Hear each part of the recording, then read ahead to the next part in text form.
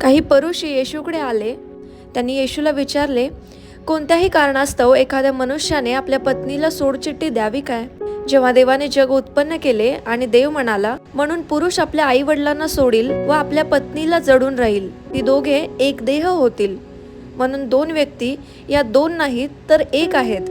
देवाने त्या दोघांना एकत्र जोडले आहे, म्हणून कोणत्याही व्यक्तीने त्यांना वेगळे करू नये. पुरुषांनी विचारले, असे जर आहे तर मग पुरुषाने सोडचिठ्ठी लिहून देण्याची, आपल्या पत्नीला सोडून देण्याची मोकळीक देणारी आज्ञा मोशेने का दिली? येशूने उत्तर दिले, तुम्ही दाविदाची शिकवण मानण्यास नकार दिल्याने तुमच्या पत्नीला सोडून देण्याची मोकळीक दिली, पण सुरुवातीला सोडचिठ्ठी देण्याची मोकळीक नव्हती. मी तुम्हाला सांगतो, जो मनुष्य आपली पत्नी सोडून देतो आणि दुसरीशी लग्न करतो तो व्यभिचार करतो.